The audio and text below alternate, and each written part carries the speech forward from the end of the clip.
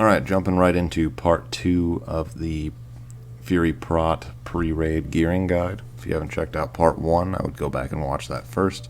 I cover the importance of certain stats, as well as give the first few item slot suggestions. But we're going to pick right up immediately with the Cloak slot. First, and arguably one of the absolute best options, is the Stoneskin Gargoyle cape. Strength, agility, and the high stamina makes this an absolutely premium piece. The only disadvantage, the only thing going against this thing really, is the fact that it is from a rare spawn with a 30-ish% drop rate. Drops in Stratholme. So the issue with that is you may or may not even see Stone Spine, even in a handful of runs, and if you do, you don't even have a coin toss's chance of getting this cloak.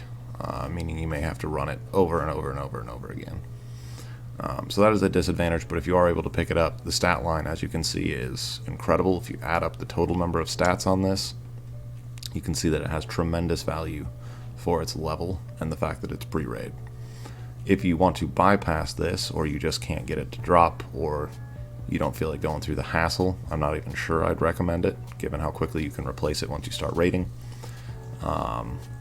Another good option is the Emperor's New Cape. Drops from the last boss in Blackrock Depths. I would recommend doing lava runs to get there quickly. If you can get some guildies to run it with you, you might be able to scoop this up. You can tell, if you add up all these stats, then add up these stats, that this has significantly less overall value. However, it does have the agility, which is a absolutely wonderful stat, as I covered in the last video, and a bit more stamina. So it serves as a decent mitigation piece with a little bit of crit added through the agility. Another good option, and a 20% drop chance from Blackrock Depths may or may not be easier to farm than that Stoneskin cape. A significantly lesser known and less powerful, but still viable option and alternative if you just want to quick get your foot in the door of Molten Core and Zul'Gurub. You've got a raid opportunity and you're just looking to fill in those last few slots, and Cloak is one of them. Check the auction house, because dirt cheap you might be able to pick up a Warstrike cape, which this stat line, as you can see, is a copy but lesser values of the Stoneskin Gargoyle cape, and offers an okay alternative, kind of a filler piece, prior to getting something better in a raid.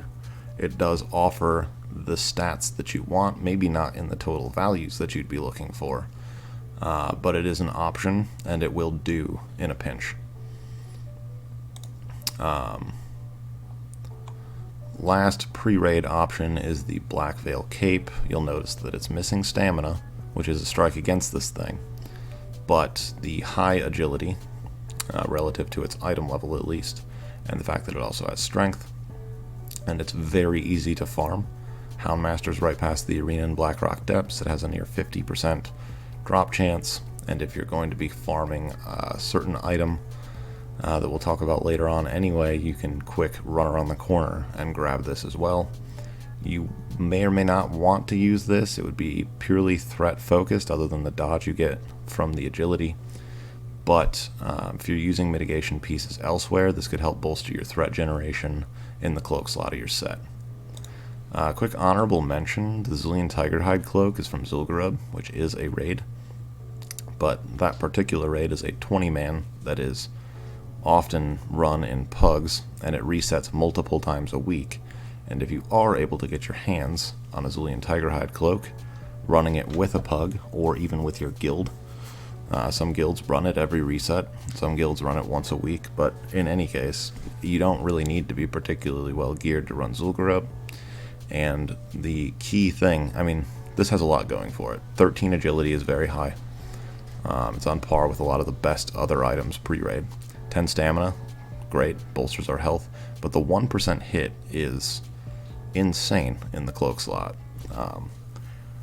Off the top of my head, I can think of one other option. It's off a world boss, Emerald Dragon, that 90% of guilds won't even see that boss or even fight to contest over it. And even then, you're in a full raid team and have to compete for a cloak if it drops. This offers the 1% hit in the cloak slot, which is very rare in this phase and can really help get your hit chance to where you need it, while still providing the premium stats that you're looking for. It's a great option. If you can get your hands on it, it's fantastic, and I would go for it. Alright, moving on to the chest slot. Now you'll notice this is male. We are going to make a few exceptions. There were some in the last video. There will be some later on. This is one of the absolute best exceptions you can possibly make. Strength, agility, stamina, all in high values, and an additional 2% crit. That is insane.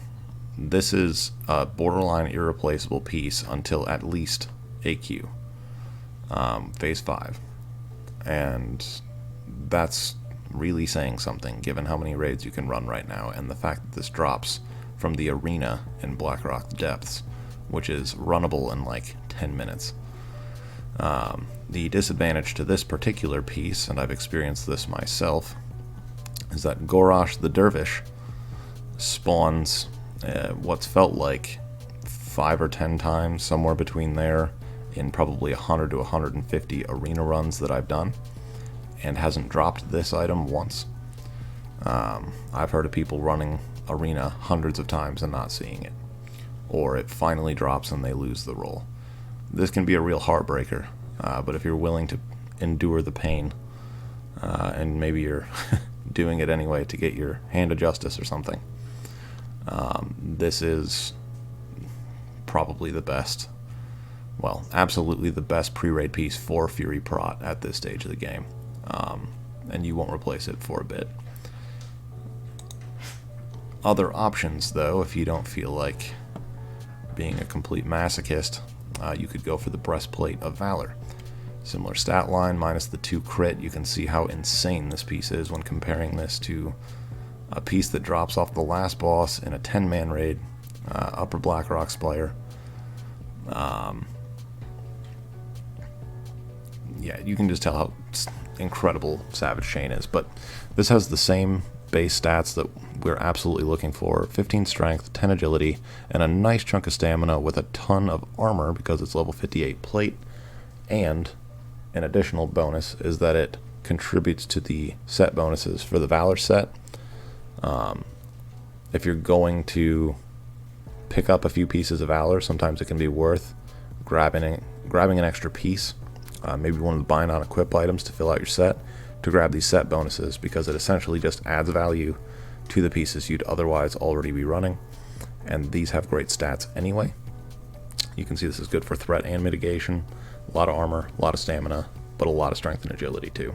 It's honestly a fantastic piece, and probably 10 times easier to get than the Savage Chain. Another option is the Ornate Adamantium Breastplate.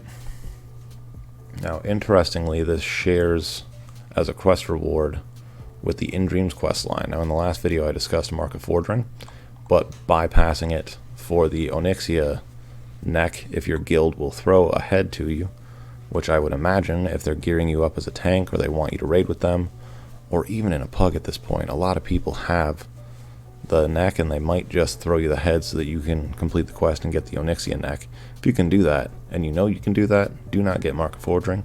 Scoop up this chest. 807 armor, 22 stamina, and 10 defense is insane as a mitigation piece, and it can help make up for the lost mitigation, the lost survivability that you would take if you're running things like Lionheart Helm, as discussed in the last video, or the Black Veil Cape. This is a good supplemental survivability piece, and I would pick it up. It'll last you for a while. Bracers of Valor, so we're moving on to the wrist slot now. Strength, agility, stamina, not a lot to say there. It's a good chunk of stamina, it contributes to the set bonuses, and its plate. It's a good option, but the real big thing is that this is bind on equip, and probably dirt cheap now that everybody's raiding. So you can scoop these up just to fill in that slot, and if you have even a little bit of cash on hand, you might be able to, in a single auction house trip, fill in somewhere between 2 and 5 slots of your pre-raid tank set to get ready for your Molten Core run in less than 10 minutes. This is probably dirt cheap. I would definitely consider this given the stat line. I don't love the agility being so low, but overall this gives you what you're looking for, and it's a really, really good option and has pretty good stat weight for being in the wrist slot. Another option is Van Braces of the Sadist. Not a mitigation piece, as you can see, but it is plate, strength, stamina, both good stats. We want them, and 1% crit is the equivalent as far as crit is concerned of 20 agility, which is very valuable, and it will help contribute to your flurry uptime as the Fury Prot spec. We talked in the last video about how important that is. So getting the 1% crit on a piece that also has strength and stamina is really good value. And this drops from Timmy the Cruel, and you'll find that young man in Stratholme. 25% drop rate is not fantastic, but it's easy enough to farm, and it is a piece I would recommend. If you are starved for hit rating, or you have a lot of mitigation pieces elsewhere in your set, you could consider Battleborn Arm Braces. Not my favorite, given the complete lack of raw stats, but the 1% hit and crit are both things you need, and if you're starved for hit elsewhere in your set, great piece, I would go for it. I don't love it, and ideally you can itemize for hit elsewhere in your set and not, like, put yourself in a situation to need these, but if you do need these, it's level 58, it's plate, gives you hit, and it does also give you crit. This drops from Ren Blackhand and Upper Blackrock Spire. Hopefully you can get some guildies or some friends to help you run that. You can honestly 5-man it if they're geared, and scoop these up for yourself to help fill out your hit. Moving on to the glove slot. The Gauntlets of Valor. So these are a little more threat focused than some of the other Valor pieces. You can see the stamina is significantly lower than the strength, but the high strength, it does have agility, has stamina, it's high level plate, and it contributes to the set bonuses, a lot going for it, and just like the bracers, binds when equipped, and probably very cheap. So this is a really good option. If you're trying to get geared quick, scoop these up, grab your set bonuses, boom boom, you're ready to go. If you want a better option though, arguably at least, strangely enough, a male piece, but the Voon's Vice Grips.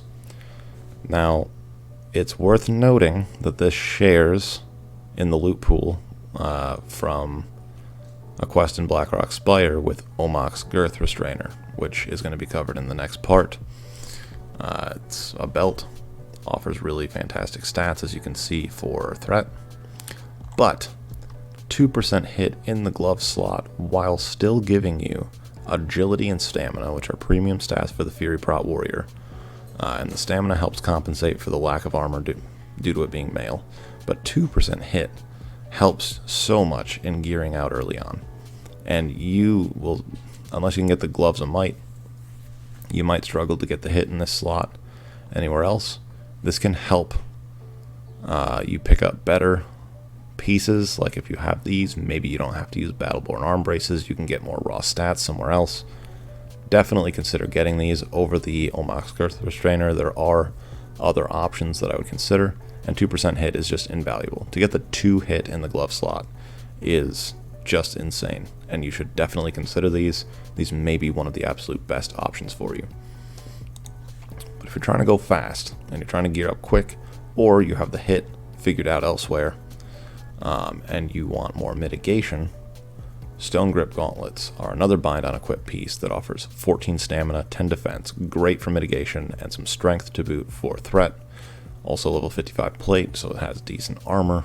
These are a really good supplemental option to an otherwise threat-focused set to help bolster your mitigation and survivability, and I would definitely consider these because I use them myself, and it really helps you get that defense rating up, get your health pool buffed, to help compensate for things like, again, Lionheart Helm, which you should definitely get, and Black Veil Cape, or whatever else you choose to use. So, that's going to be it for this part. If this was helpful, like the video, comment, subscribe, whatever. Appreciate it. And stay tuned for part 3. Thanks.